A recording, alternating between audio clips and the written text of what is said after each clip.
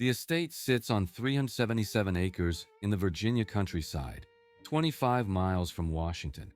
Trees hide it from the road. Gates keep visitors out.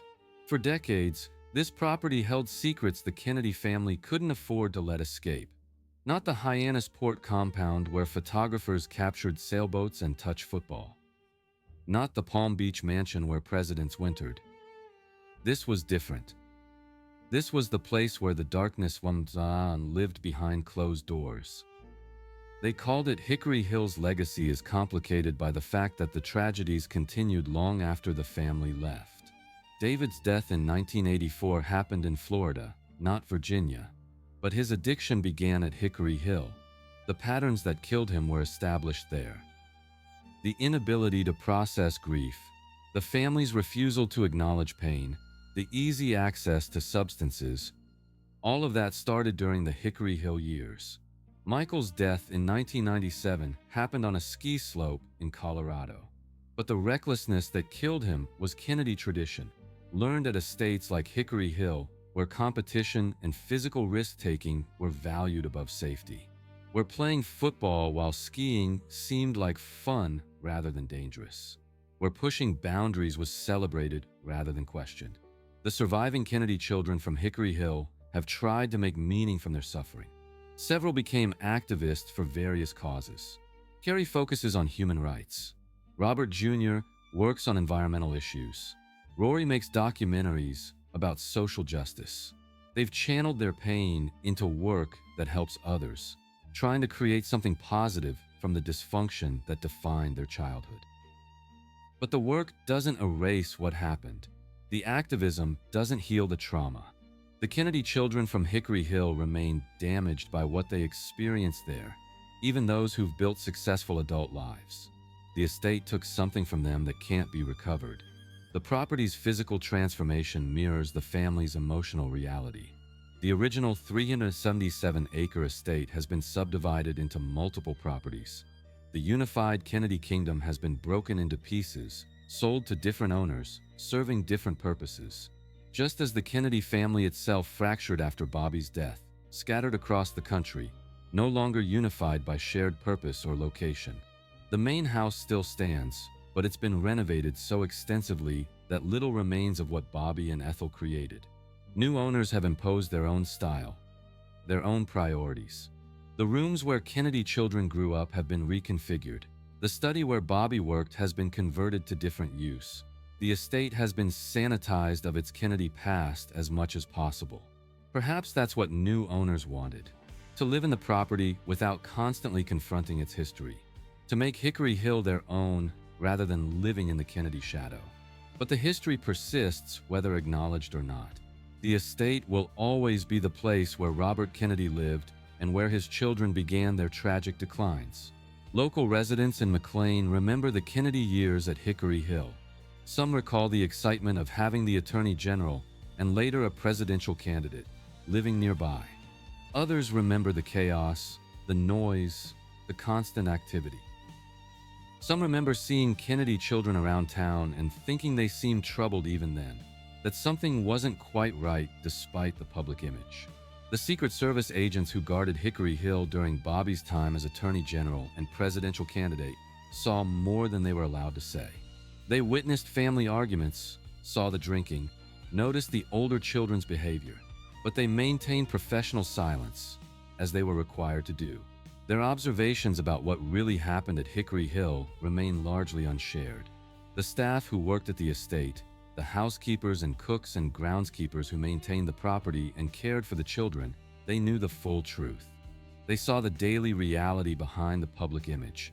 Some have given interviews over the years, carefully worded to avoid betraying confidences but hinting at difficulties. Most have stayed silent, loyalty or legal agreements preventing disclosure. What they could reveal would likely confirm what the pattern of tragedies suggests. That Hickory Hill was a troubled place. That the Kennedy children were struggling even before Bobby's assassination. That Ethel was overwhelmed. That the joyful chaos the public saw was actually barely controlled dysfunction. That behind the gates and walls, a family was falling apart slowly enough that catastrophe wasn't immediately obvious, but fast enough that intervention might have prevented deaths. The question of responsibility is complicated. Bobby and Ethel made choices that harmed their children. The harsh discipline, the emotional unavailability, the prioritizing of political ambition, the having of more children than they could adequately parent. Those choices had consequences. But Bobby and Ethel were also products of their own upbringings. Bobby learned harsh discipline from Joe Kennedy. He learned that political service was the highest calling, worth any personal sacrifice. He learned to hide pain behind public performance. He learned these things at Hyannisport, and he brought them to Hickory Hill. Ethel learned from her own complicated family background. The Skakels were wealthy but troubled. Her parents were alcoholics.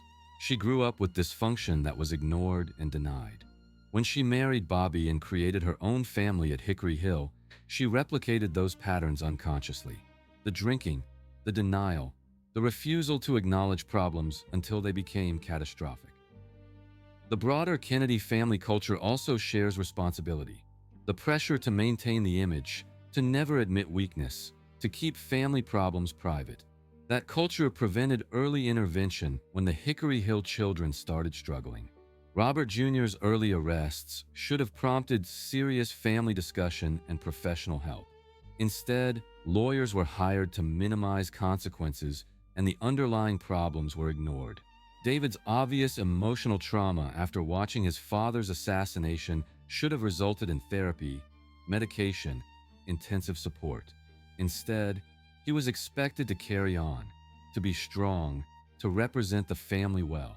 When he turned to drugs to manage his pain, the family's response was inadequate until he was deeply addicted and recovery became nearly impossible. The estate's isolation, chosen for privacy and safety, prevented outside observation that might have helped. Teachers at the schools the Kennedy children attended noticed problems, but felt unable to intervene forcefully. How do you tell one of the most powerful families in America that they're failing their children? Who has the authority to challenge the Kennedys? Wealth created another barrier to help. The Kennedys could hire lawyers to handle arrests, could pay for private treatment when addiction became undeniable, could ensure that scandals stayed relatively quiet. But money also enabled the children's substance abuse. They could afford drugs. They could pay people to stay quiet about their behavior. They had resources that let them continue destructive patterns longer than poor kids could have. Hickory Hill's story is ultimately about the gap between image and reality. The gap between the joyful family photos and the traumatized children. The gap between the political success and personal failure. The gap between the beautiful estate and the pain it contained. That gap defined the Kennedy family across generations and properties. Hyannisport projected success while hiding Rosemary's lobotomy and institutionalization. Palm Beach showcased elegance while Joe Kennedy made his questionable business deals. Hickory Hill displayed vibrant family life while children learned addiction and self-destruction. The consistency of this gap across different estates and generations suggests something fundamental about the Kennedy family structure. The public image wasn't just different from private reality. It was actively constructed to conceal that reality. The properties were stages for performance, not homes where authentic life could unfold. Bobby understood this to some degree. He tried to create something more genuine at Hickory Hill. The warmth he showed his children when he wasn't being harsh was real. The affection between Ethel and Bobby was genuine. The love the siblings felt for each other was authentic. But these genuine moments couldn't overcome the underlying dysfunction. The estate became a tragedy because it came so close to being different. If Bobby had lived, if he'd had time to mature past his father's influence, if he'd been able to reflect on his parenting and make changes, Hickory Hill might have become what he hoped. A place where Kennedy children could be themselves, could acknowledge pain, could receive support rather than pressure. But Bobby was killed before that evolution could happen. Hickory Hill froze at the moment of his death, all the problems unresolved, all the pain unaddressed. And Ethel, overwhelmed and traumatized, couldn't provide what the children needed. The estate became the place where Kennedy dysfunction intensified until it became unbearable and the family had to leave. The subdivision of the property in later years completed the destruction of Bobby's vision. He'd wanted a unified family headquarters, like Hyannisport, but better. The 377 acres were supposed to keep the family together. Selling and subdividing meant acknowledging that vision had failed, that the estate couldn't be what he'd hoped, that the Kennedy family was scattering rather than unifying. For historians and Kennedy scholars, Hickory Hill provides crucial evidence about the family's internal dynamics. The Hyannisport compound was so controlled by Joe Kennedy that distinguishing family problems from his personal cruelty is difficult. But Hickory Hill was Bobby's domain, and the problems that developed there revealed deeper family patterns independent of Joe. The cycle of trauma passing through generations is visible at Hickory Hill. Joe damaged Bobby through harsh discipline and impossible expectations. Bobby damaged his own children through replicated patterns. Some of Bobby's children have damaged their own children through continued dysfunction. The estate is where this cycle was clearly visible, where the connection between generations of Kennedy trauma became undeniable. Breaking this cycle has been the work of the surviving Kennedy generation. Some have succeeded better than others. Therapy, recovery programs, conscious parenting choices different from what they experienced. But the damage from Hickory Hill and the Kennedy family culture remains, affecting relationships, mental health, substance abuse patterns. The estate's role in Kennedy mythology is complicated. It's not celebrated like Hyannisport. It's not featured in coffee table books about Kennedy properties. When the family's history is discussed, Hickory Hill is often minimized or omitted entirely. The focus stays on the compound, on the Cape Cod summers, on the image of Kennedy's success. This omission is deliberate. Hickory Hill doesn't fit the narrative the family wants to tell. It's too dark, too revealing of dysfunction, too honest about the cost of Kennedy ambition. Much easier to focus on sailboats and touch football at Hyannisport than on addiction and death at Hickory Hill. But for understanding the complete Kennedy story, Hickory Hill is essential. It shows what happened when Kennedy pressure met Kennedy pain without the strong authority figure to enforce denial. It shows children trying to process trauma without adequate support. It shows a family system collapsing under the weight of its own mythology. The estate today exists in a strange liminal state, not quite forgotten, since Bobby Kennedy's connection ensures historical interest, but not quite remembered accurately either, since the full story of what happened there remains partially hidden. The property itself can't speak, but if it could, it would tell stories that would complicate Kennedy mythology significantly. The children who were conceived at Hickory Hill, born there, raised there for their early years, they carry the estate with them regardless of physical location. The patterns learned there, the trauma experienced there, shape them permanently. They are products of Hickory Hill in ways they're still discovering.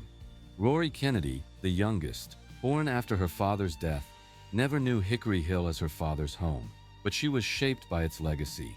The estate her father created and that destroyed her older siblings was part of her inheritance, even though she barely lived there. The family patterns established at Hickory Hill affected her development despite her physical absence. The estate's meaning has evolved over decades since the Kennedys left. Initially, it was the place where Bobby Kennedy lived, the headquarters of his political operations. After his assassination, it became a site of mourning, a reminder of another Kennedy cut down in his prime.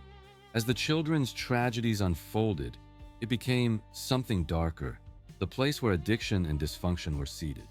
Now, more than 50 years after Bobby's death, Hickory Hill represents the Kennedy family's hidden history, the story they don't tell in authorized biographies, the reality behind the carefully constructed image. The cost of the dynasty measured in damaged children and shortened lives. The estate that Jackie Kennedy refused to live in, that she sensed was wrong somehow, became exactly what she feared. A place of isolation and tragedy. A beautiful property that contained darkness. Her instinct about Hickory Hill was correct, even if she couldn't have known specifically what would unfold there. If Jackie had agreed to live at Hickory Hill, if it had remained John Kennedy's property, would the tragedies have been different? Impossible to know. But Jackie's refusal meant Bobby and Ethel claimed the estate, meant their children grew up there, meant Hickory Hill became forever associated with their branch of the Kennedy family and their particular tragedies. The parallels between the three Kennedy estates and the three Kennedy brothers are striking. Hyannisport was Joe Jr.'s place, the compound where the heir was groomed. When Joe Jr. died, the compound became John's, the summer White House, the peak of Kennedy power. Hickory Hill was Bobby's, the alternative vision, warmer but ultimately just as tragic. Each estate witnessed the death or destruction of the brother associated with it. Joe Jr.'s death was announced at Hyannisport. John's assassination was mourned there. Bobby bought Hickory Hill, lived there, launched his presidential campaign from there, and his death transformed it into a monument to loss. The properties and the brothers are inseparably linked. Ted Kennedy, the surviving brother, never had his own estate in the same way. He lived at the Hyannisport compound, but never dominated it. He never created an alternative like Hickory Hill. Perhaps he understood that Kennedy estates were cursed, that claiming one as your own meant inviting tragedy. He survived by remaining peripheral to the properties, using them but not being defined by them. The Kennedy grandchildren and great-grandchildren now face decisions about these properties. Hyannisport remains in the family, managed by various Kennedy descendants, but Hickory Hill is gone, sold, subdivided, no longer accessible. The family's connection to that property has been severed legally and physically, even though the emotional and psychological connections remain. Some Kennedy descendants have tried to reclaim the narrative about Hickory Hill, emphasizing the happy memories, the love between siblings, the positive aspects of their unconventional childhood. This reclamation is understandable, a way of finding meaning in pain, but it also continues the Kennedy pattern of image management, of telling the story that fits the mythology rather than the complete truth. The complete truth about Hickory Hill includes both the joy and the darkness. Bobby did create moments of genuine connection with his children. The siblings did form deep bonds with each other. There was real love in the house, but there was also harsh discipline, emotional neglect, substance abuse, and the beginning of tragedies that would kill multiple children. Both things can be true simultaneously.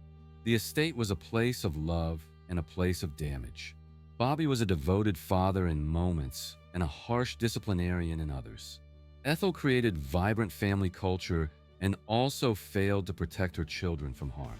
The complexity is important. Simplifying to either entirely positive or entirely negative misses the truth. What makes Hickory Hill's story particularly important now is its relevance to broader discussions about wealth, privilege, and family dysfunction.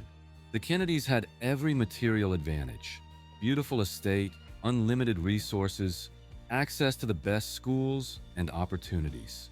Yet their children suffered profoundly. Money and status couldn't protect them from trauma or prevent tragedy. This challenges American assumptions about success and happiness.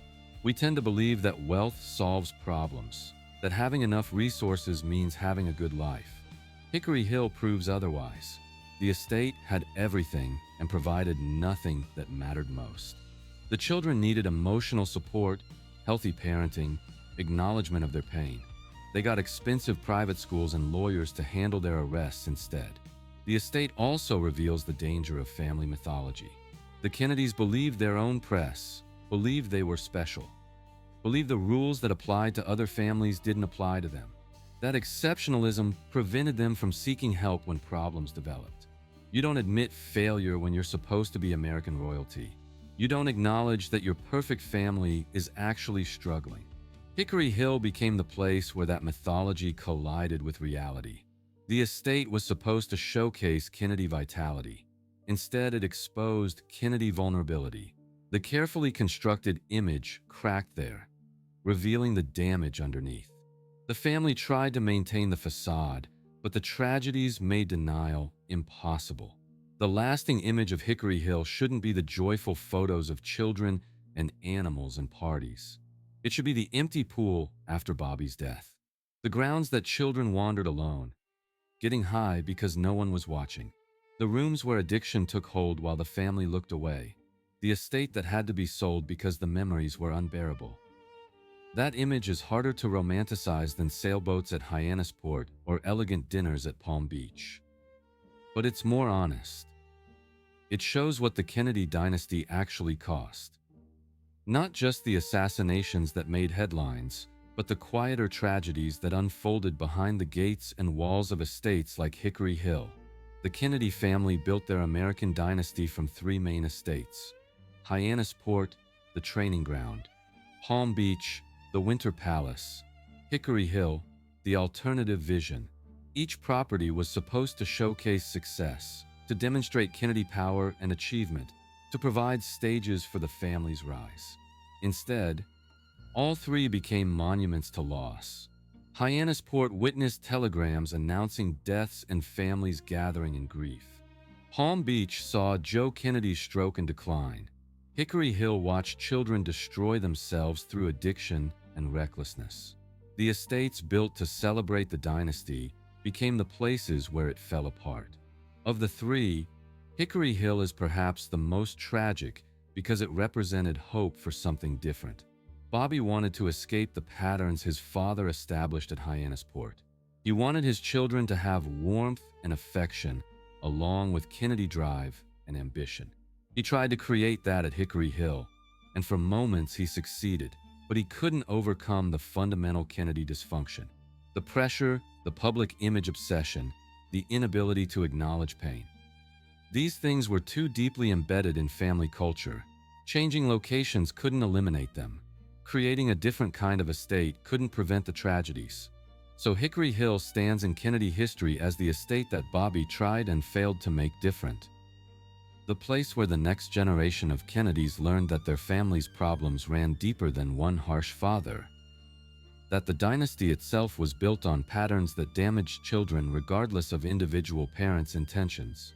The 377 acres in McLean, Virginia, hold this history whether current owners acknowledge it or not. The property remembers. The trees Bobby's children climbed remember. The pool where visitors were thrown remember. The woods where David wandered alone remember. The house remembers.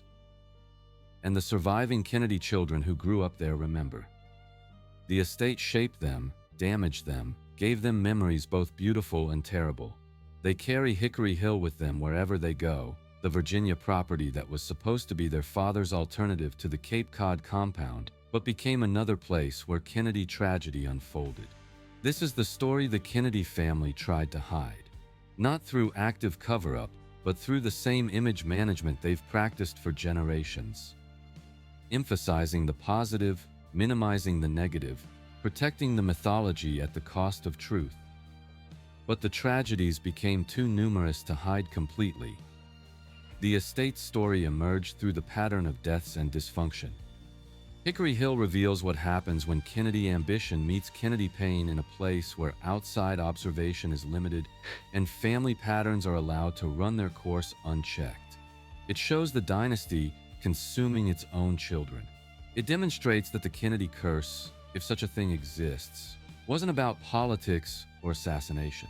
It was about family dysfunction passed through generations, damaging children who never had a chance to escape the patterns. The estate sits today quietly subdivided, its Kennedy past increasingly distant. But for those who know the history, who understand what unfolded behind those gates between 1957 and 1973, Hickory Hill will always be the royal estate the Kennedys tried to hide. The place where tragedy lived behind closed doors. The monument to everything the dynasty cost on 377 acres that held secrets for decades. A house where Robert Kennedy dreamed of creating something better than his father had built. Grounds where his children played and suffered and learned patterns that would damage them for life. A pool that emptied after assassination. Woods where addiction took hold. Rooms where a family fell apart. This was Hickory Hill. This was the Kennedy estate they didn't want you to know about. This was where the dynasty's darkness was most visible, where the cost was highest, where the tragedy was most complete.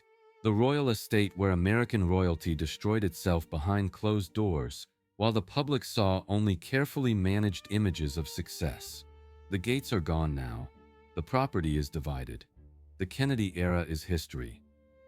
But Hickory Hill's legacy remains, carried by the survivors, remembered by those who understand what really happened there, preserved in the record for anyone willing to look beyond the mythology to the painful truth underneath. This is what the Kennedys tried to hide. This is what Hickory Hill reveals. This is the real cost of the American dynasty, Ori Hill. And what happened there between 1957 and the decades that followed reveals truths about America's most mythologized family that they spent fortunes trying to conceal. The estate was never supposed to be Robert Kennedy's. In 1955, John F. Kennedy bought the property for himself and his young wife Jackie. The house was substantial, Georgian Revival architecture, white columns, elegant proportions. Built in the 1870s, it had history. Civil War General George McClellan had used it as his headquarters. The property sprawled across hundreds of acres, most of it wooded, isolated, private. Jackie visited once. She hated it immediately. Too big, too isolated, too far from the social world she wanted to be part of. The house felt cold to her despite its grandeur. The rooms echoed. The property stretched endlessly in every direction with nothing but trees and silence. She was pregnant, experiencing complications, and the estate felt like a trap. She refused to live there. John tried to convince her. The property was an investment, a place where they could raise a family away from public scrutiny, where he could work without constant interruption. Jackie didn't care about any of that. She would not live at Hickory Hill. That was final. In 1957, John sold the estate to his younger brother Robert. Bobby and his wife Ethel had been looking for something larger. They already had several children with more planned. Hickory Hill's size and privacy appealed to them. They moved in immediately and began transforming it into something neither John nor Jackie could have imagined. What they created there over the next decade would become legendary in certain circles. Stories filtered out to Washington society.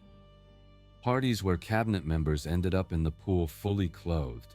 A zoo's worth of animals roaming the grounds.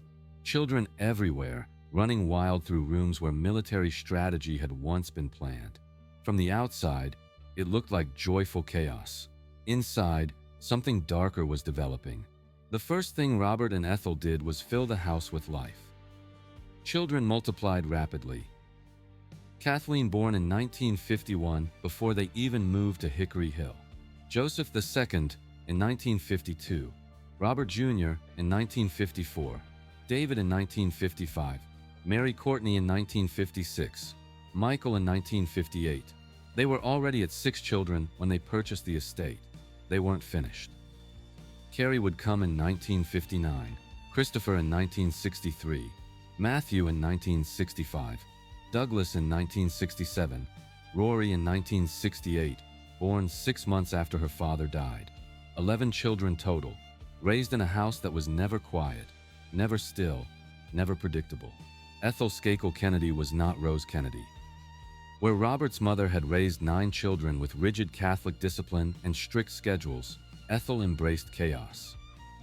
Animals filled the property, dogs, dozens of them, different breeds running through the house. A horse named Geronimo that Ethel allowed inside, walking through the kitchen and dining room. One year, Bobby gave her a sea lion for the pool. It lived there for months before they realized it was impractical and found it a new home. The swimming pool became the center of Hickory Hill's social life, not just for swimming, but for the ritual that developed. When important guests visited, senators, cabinet members, journalists, foreign dignitaries, at some point during the evening, someone would get thrown in the pool. Fully clothed, no warning, just suddenly grabbed and tossed into the water while everyone else laughed. Ethel started the tradition. Bobby embraced it. Their children participated. It became the way Hickory Hill welcomed people. You weren't really part of the inner circle until you'd been thrown in the pool. Arthur Schlesinger, the historian and Kennedy advisor, ended up in the water in a full suit. Supreme Court Justice Byron White went in. Dozens of others. The press wrote about this as charming Kennedy informality. The family that worked hard and played hard. The Attorney General relaxing with his large, vibrant family. Photos showed smiling children and laughing adults. What the press didn't write about was what happened when the visitors left and the doors closed. Robert Kennedy carried darkness that Hickory Hill couldn't contain. He'd grown up the third son, overlooked in favor of Joe Jr. and John. Sensitive where his father demanded toughness. Emotional where the family required stoicism. He'd learned to hide those qualities, to project the aggressive Kennedy competitiveness his father valued. But the gentleness remained underneath, warring with the ruthlessness he'd cultivated.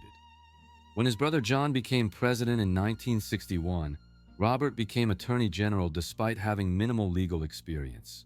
The appointment was pure nepotism, but Bobby proved effective. He went after organized crime with unprecedented aggression. He fought for civil rights even when it was politically dangerous. He was his brother's closest advisor, the one person John trusted completely, but the pressure was immense. Bobby worked constantly, 18-hour days, phone calls at all hours, crises that never ended. He'd come home to Hickory Hill exhausted, drained, and the house was chaos. Children running everywhere, animals underfoot. Ethel planning another party or event. There was no peace, no place to rest.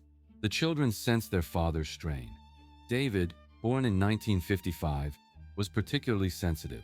He watched Bobby carefully, noticed when his father's mood darkened, when the weight of whatever was happening in Washington became visible.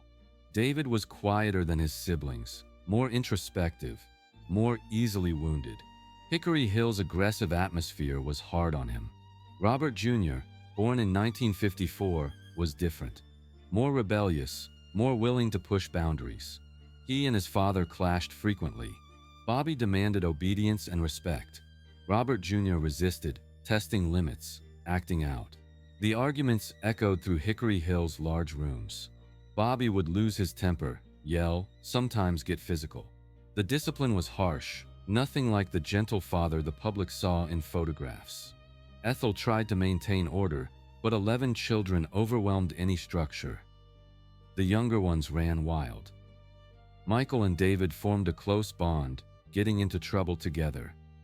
They'd sneak out at night, exploring the estate's hundreds of acres.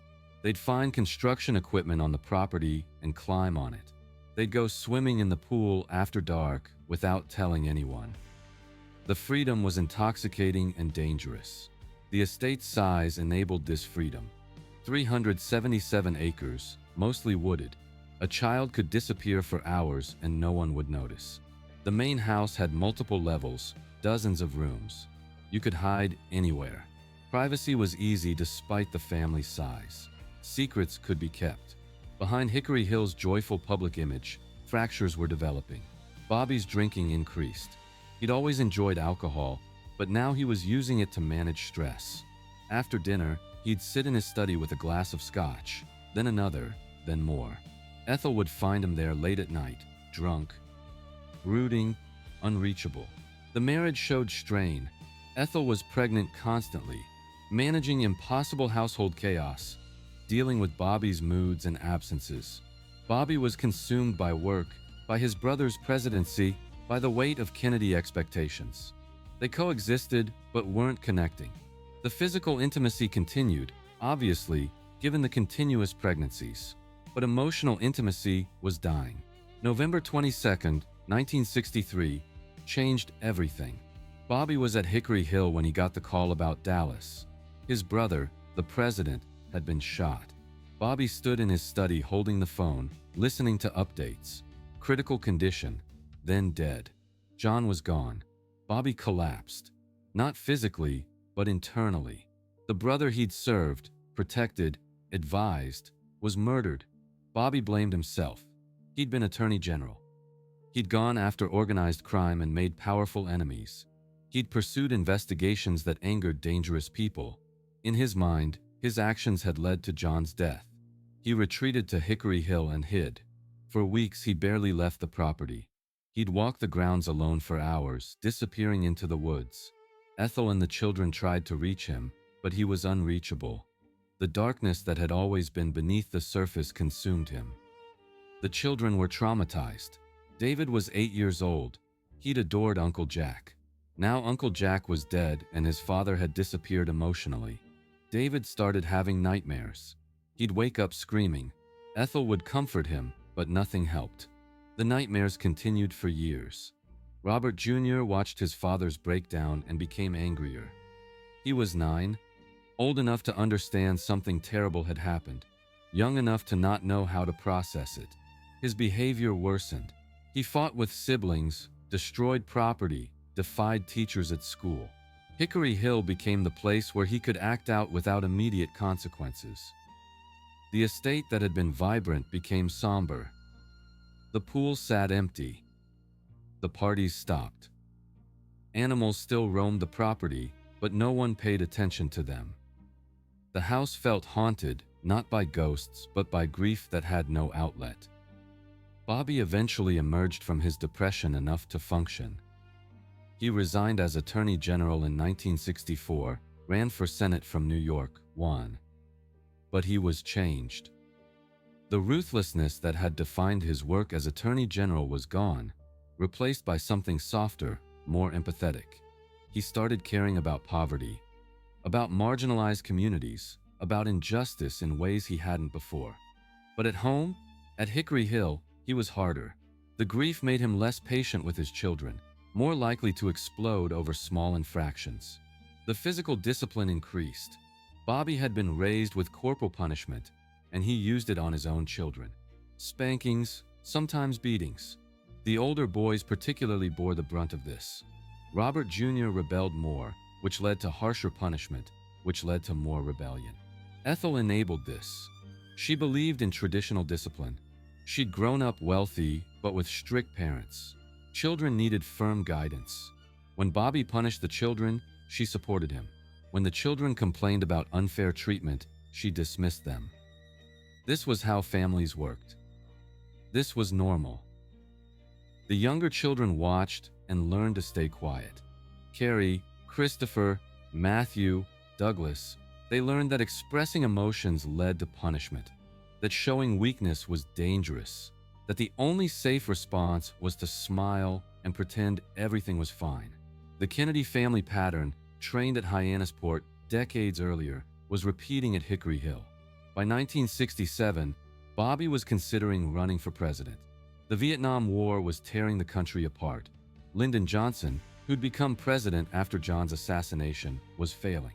People were looking for leadership. Bobby's name came up constantly. Kennedy magic might save the country again. But Bobby resisted. He'd seen what the presidency cost. His brother was dead. The thought of putting himself in that same position, of making his own children potential targets, terrified him. Hickory Hill represented safety. The estate's walls, gates, guards, isolation, they kept the family protected. Running for president meant giving up that protection. The pressure built throughout 1967 and early 1968. Advisors pushed him to run. Ethel urged him to consider it. The Kennedy name meant he had to serve, had to step up when the country needed leadership. Bobby struggled with the decision, knowing what it would mean for his family. In March 1968, he announced his candidacy. The campaign was run partially from Hickory Hill. Staff filled the house. Phone banks were set up in spare rooms. Strategy sessions happened around the dining room table while children ate dinner. The estate transformed from family home to political headquarters. The children were excited initially. Their father might be president. They'd live in the White House like Uncle Jack's children had. It would be an adventure. They didn't understand the danger. They didn't know about Dallas, not really. They'd been too young or unborn when it happened. They didn't understand what running for president meant. David understood. He was 12 now, old enough to remember John's assassination, old enough to be terrified of losing another father figure. He started following his father everywhere when Bobby was home. standing outside his study door, following him on walks around the property. Bobby noticed but didn't understand what was driving David's behavior. He told him to give him space, to go play with his brothers. Ethel was pregnant again, their 11th child, due in December. She campaigned heavily despite the pregnancy, bringing children along, creating photo opportunities. The large Kennedy family, vital and engaged.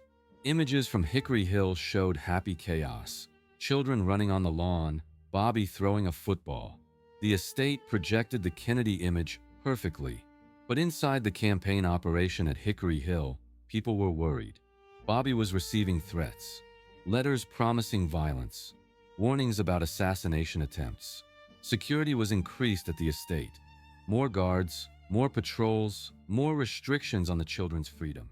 The property that had been their playground became a prison. California's primary was June 4, 1968. Bobby had to win California to have a real shot at the nomination. The campaign intensified. Bobby spent less time at Hickory Hill, more time on the road. When he called home, he'd talk to Ethel, sometimes to the older children. He told them he'd be home soon. They'd celebrate the victory together. Maybe they'd throw a party with the pool tradition. People getting thrown in the water again. Happy chaos returning. June 4th, Bobby won California. David watched the victory speech on television at Hickory Hill. His father looked tired but triumphant. David felt relief. It was almost over. His father would come home. They'd be safe again at the estate. Bobby left the podium, went through the hotel kitchen, the shortcut to the press room. David was still watching. Then the broadcast changed. Confusion, shouting. Something had happened. Shots fired. The senator was down. At Hickory Hill, Ethel was on the phone immediately, trying to get information. The children gathered around the television. David watched his father lying on the kitchen floor, blood visible. People crying, chaos. His worst fear was happening on television while he watched from the safety of Hickory Hill. Bobby never regained consciousness. He died June 6, 1968. Ethel was pregnant with their 11th child. David was 12, Robert Jr. was 14. Michael was 10. All the children were suddenly fatherless. Hickory Hill became the gathering place for grief again. Just like after John's assassination, the Kennedy family converged on one of their estates to mourn together. This time it was Bobby's property, his home, the place he'd filled with children and animals and chaos. Ethel fell apart. She was pregnant, widowed, responsible for 10 children with another coming. The estate that had been vibrant became a monument to loss. Bobby's study remained exactly as he'd left it. His clothes stayed in the closet. His papers covered his desk. Ethel couldn't bring herself to change anything. The children were devastated in different ways. David, who'd been most sensitive, retreated completely. He stopped talking to his siblings. He'd disappear for hours, walking the estate's hundreds of acres alone. When he came back, his eyes were red from crying. No one could reach him. Robert Jr.'s anger intensified. His father was dead. Both Kennedy brothers who tried to be president were assassinated. The pattern was obvious to him. The Kennedy name was a curse. Success led to murder. He started acting out more severely. Vandalism at school, fighting, getting arrested. Hickory Hill couldn't contain his rage. The younger children were confused. Carrie was 9, Christopher was 5, Matthew was 3, Douglas was 1.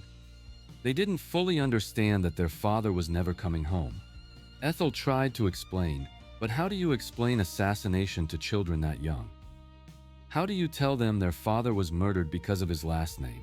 Rory was born December 12, 1968, 6 months after Bobby's death, a daughter who would never meet her father. Ethel held the baby and wept. The estate that had been filled with noise and life felt hollow. 11 children, no father, a widow who didn't know how to move forward. The pool stayed empty. No one had the heart to use it. The tradition of throwing visitors in the water died with Bobby. The animals started disappearing. Some were given away. Others just left, wandering off the property, not coming back. Even Geronimo, the horse that had walked through the kitchen, was sold. The chaos that had defined Hickory Hill drained away. Ethel tried to maintain routines. Dinner together every night, church on Sundays, school for the children who were old enough. But she was drowning. 11 children, massive estate, finances to manage, Bobby's legacy to protect. She started drinking more. Not during the day, but at night after the children were in bed. Wine, then stronger alcohol. It helped her sleep, helped her forget temporarily. The older children noticed their mothers drinking, but said nothing.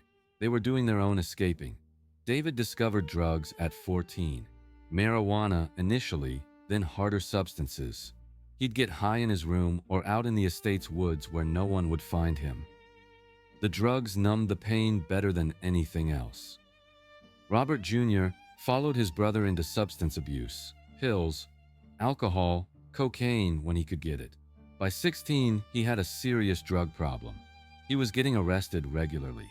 Hickory Hill became the place he returned to after getting released from police custody. Ethel would pick him up, bring him home, plead with him to stop. He'd promise, then break the promise immediately. The estate's isolation that had once been an asset became a problem. The children could hide their substance abuse easily. Hundreds of acres, dozens of rooms, no one watching closely. Ethel was overwhelmed, unable to monitor everyone. The younger children were easier to manage, but the older ones were spiraling. Michael, Bobby, and Ethel's seventh child, born in 1958, was quieter about his struggles. He didn't act out like Robert Jr. He didn't disappear like David. He stayed at Hickory Hill, tried to be good, tried to help his mother, but inside he was breaking. The pressure of being a Kennedy, of living in the estate where his father had been happy, of carrying a name that seemed cursed, was crushing him. Carrie, the only daughter for years until Rory's birth, took on maternal responsibilities. She helped with the younger children, tried to keep the house organized, supported her mother. But she was only 9 when Bobby died. Being forced into an adult role that young damaged her. She learned to suppress her own needs completely. The only thing that mattered was keeping everyone else functional.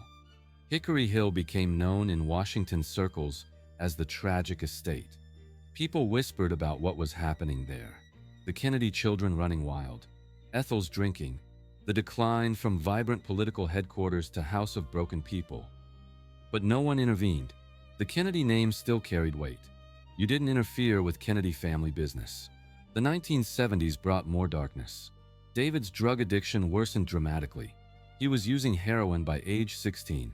He overdosed multiple times. Ethel would find him unconscious, call an ambulance, watch him get revived, bring him back to Hickory Hill. The cycle repeated endlessly. The estate became the place David returned to between hospitalizations.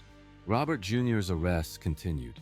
Possession charges, DUI, disorderly conduct. The Kennedy lawyers kept him out of prison, but barely. Each arrest was another scandal, another story in the newspapers about the troubled Kennedy heir. Each time he returned to Hickory Hill to wait for the next disaster. The younger children watched their older siblings destroy themselves. Christopher, Matthew, Douglas, they learned that the estate was where Kennedys went to hide their pain. That the public image and the private reality were completely different. That behind the gates and walls, their family was falling apart. In 1973, Ethel made a decision. She couldn't live at Hickory Hill anymore. The memories were too painful. Bobby's presence was everywhere.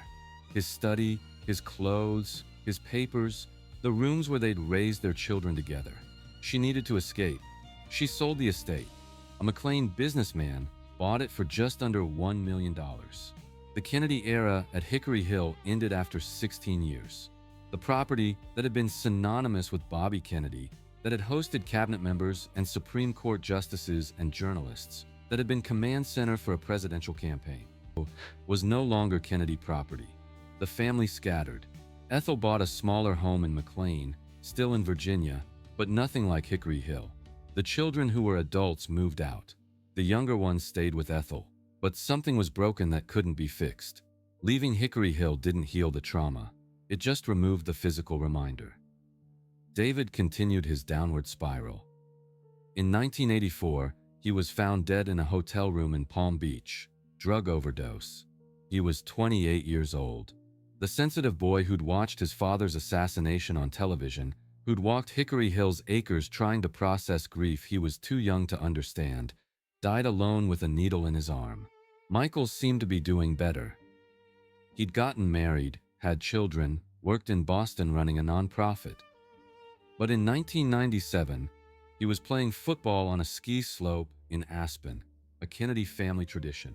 He was skiing while throwing a football, not paying attention to where he was going. He hit a tree at full speed, dead instantly at 39. Robert Jr. survived despite decades of drug abuse. He eventually got clean, became an environmental lawyer, remarried multiple times. But the damage from those years at Hickory Hill remained. The anger, the rebellion, the sense that the Kennedy name was more curse than blessing. The estate itself changed hands several times after Ethel sold it. Each owner tried to maintain the property, but Hickory Hill never regained the energy it had during the Kennedy years. The pool where cabinet members had been thrown in fully clothed needed repairs. The grounds required constant maintenance. The house felt too large, too empty, too haunted by what had happened there. In recent years, the estate has been subdivided. The original 377 acres were too expensive to maintain as a single property. Developers bought portions, built new houses. The McClellan house still stands, but it's surrounded now by other homes, other families. The isolation that the Kennedys valued is gone. What happened at Hickory Hill between 1957 and 1973 reveals truths about the Kennedy family that the carefully managed public image concealed. Behind the photos of smiling children and joyful chaos was a family destroying itself. Behind the political success was personal devastation. Behind the famous Kennedy competitiveness was a cruelty that damaged children permanently. The estate was supposed to be Robert Kennedy's alternative to Hyannisport, a place where he could create a different kind of Kennedy family, warmer, more affectionate, less bound by Joe Kennedy's harsh rules. He partially succeeded. Hickory Hill was less rigid than the compound, but the darkness followed him there anyway. The pressure of being a Kennedy, of carrying impossible expectations, of serving a dynasty that required sacrifice, that pressure couldn't be escaped by buying a different property. It was in the blood, in the family patterns, in the way they related to each other and the world. Hickory Hill witnessed this pressure destroying children. David, sensitive and observant, crushed by grief he couldn't process. Robert Jr., rebellious and angry, turned into an addict by the weight of his name. Michael, trying to be good, killed by reckless behavior that was Kennedy tradition. The younger children learning that the only way to survive was to hide their pain completely. Ethel's role in this destruction was significant. She enabled Bobby's harsh discipline. She looked away from the children's substance abuse. She maintained the public image while private reality collapsed. After Bobby's death, she was in an impossible situation, but her drinking and emotional absence made everything worse. Hickory Hill became a place where children raised themselves, with predictable tragic results. The estate also reveals the cost of Kennedy political ambition. Bobby ran for president knowing it was dangerous. He'd seen what happened to John, but the family mythology required it. Kennedys served. Kennedys ran for office. Kennedys changed the world. Individual safety was less important than family legacy. That decision left 11 children without a father. It left Ethel a widow at 40. It left Hickory Hill a monument to loss. The campaign that was supposed to restore Kennedy glory instead destroyed another generation of the family. The property's isolation, which seemed like an advantage, enabled the hiding of family dysfunction. If the Kennedys had lived in a normal neighborhood with close neighbors, someone might have noticed the children's struggles sooner.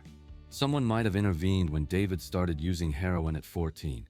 Someone might have helped Robert Jr. before his addiction became life-threatening. But Hickory Hill's gates and walls and hundreds of acres created a barrier between the family and outside observation. What happened behind those barriers stayed hidden until it was too late to prevent tragedy. The contrast between Hickory Hill and the other Kennedy estates is striking. Hyannisport was Joe Kennedy's creation, designed to train children for success. Palm Beach was elegant winter headquarters, a display of Kennedy wealth and status. Hickory Hill was supposed to be different, Bobby's attempt to create something healthier. But all three estates ultimately witnessed the same pattern. Kennedy ambition leading to Kennedy tragedy. Success and loss so intertwined they became inseparable. Properties built to showcase a dynasty instead became monuments to its destruction. The specific horrors that unfolded at Hickory Hill, David's addiction and death, Robert Jr.'s arrests and rehabilitation, Michael's reckless accident, were unique to that property. But the underlying causes, the Kennedy pressure, the impossible expectations, the family patterns of discipline and denial, those were established long before Bobby and Ethel bought the Virginia estate. Hickory Hill amplified and revealed what was already broken. The isolation let the dysfunction grow unchecked. The chaos Ethel encouraged masked the underlying trauma. The public image of Kennedy vitality hid the private reality of Kennedy's suffering. Visitors to Hickory Hill during the 1960s saw joyful chaos, a house full of children and animals and laughter. Political power flowing through dinner parties where important people ended up in the pool. The American dream made visible. A large family, a beautiful estate, a father who might be president. What they didn't see was the pain behind closed doors, the harsh discipline that left children afraid of their father, the drinking that increased as pressure mounted, the grief after assassination that had no healthy outlet, the beginning of addiction cycles that would kill multiple children, the fractures in the family that would widen until the estate itself had to be abandoned. The Kennedy family tried to hide what happened at Hickory Hill, not through active cover-up, but through their standard practice of image management. The photos released to the press showed happy moments. The stories that made newspapers emphasized Kennedy charm and energy. The private struggles stayed private until children started dying. Even after tragedies became public, David's overdose, Michael's accident, the family maintained that these were individual failures rather than systemic problems. Each death was framed as tragic coincidence, not as the inevitable result of being raised Kennedy at estates like Hickory Hill where pressure and pain were hidden behind beautiful facades. The estate's sale in 1973 could be seen as Ethel's admission that Hickory Hill had become unlivable. The memories, the ghosts, Bobby's presence everywhere, she couldn't stay there anymore. But selling the property didn't solve the underlying problems. The children carried their trauma with them. The family patterns continued in different locations. What makes Hickory Hill's story particularly painful is that it was supposed to be different. Bobby had seen what his father's methods did at Hyannisport.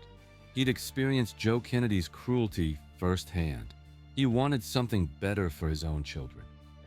He created moments of genuine warmth and connection at Hickory Hill that his father never provided. But he also replicated his father's harsh discipline. He prioritized political ambition over family safety. He created an environment where his children learned to hide pain behind public performance. Despite his intentions, Hickory Hill became another Kennedy estate where children learned that their individual needs mattered less than family image. The property today bears little resemblance to what it was during the Kennedy years. The subdividing of the land destroyed the isolation. The main house has been renovated multiple times. New owners have tried to make it their own, but the history remains. The estate where Robert Kennedy lived and where his children began their tragic declines can't escape its past. For the surviving Kennedy children who grew up at Hickory Hill, the estate represents complicated memories. Moments of genuine happiness, playing in the pool with siblings, running through woods with unlimited freedom, but also trauma, witnessing their father's assassination on television, watching their mother collapse into alcoholism, losing siblings to addiction and accidents. Carrie Kennedy, now a human rights activist, rarely speaks about Hickory Hill. When she does, she emphasizes the positive memories, the love between siblings, the lessons learned about service and commitment. But she also admits the difficulty the pressure, the cost of being raised Kennedy at an estate that became famous for tragedy. Robert Jr., despite his own struggles and recovery, defends his childhood at Hickory Hill. He argues that his parents did their best under impossible circumstances, that Bobby was a loving father when he was present, that Ethel provided stability despite overwhelming challenges. But his own addiction history, his arrests, his ongoing battles, all suggest that Hickory Hill left scars that never fully healed. The younger Kennedy children, Christopher, Matthew, Douglas, Rory, they were too young when they left Hickory Hill to have clear memories of the estate itself. Their experience was shaped more by the aftermath, growing up in the shadow of their father's assassination, watching older siblings struggle and die. But Hickory Hill was where their childhood began, where the family patterns were established that would affect them for life. The estate's story intersects with broader questions about wealth, privilege, and the American dream. The Kennedys had everything: money, power, fame, beautiful properties like Hickory Hill. Yet they were profoundly unhappy. Their children suffered despite material advantages. Success in public life coincided with failure in private life. Hickory Hill represents the dark side of American aristocracy. The estate was bought with Kennedy money, money that came from Joe Kennedy's questionable business dealings. It was maintained by staff, people whose names we don't know, who cooked and cleaned and cared for Kennedy children while their own families saw them less. It showcased Kennedy power, hosting senators and cabinet members who made decisions affecting millions while themselves benefiting from privileges most Americans would never know. But the estate couldn't protect the Kennedys from themselves. The walls and gates kept out reporters and curious citizens. They didn't keep out the family's internal dysfunction.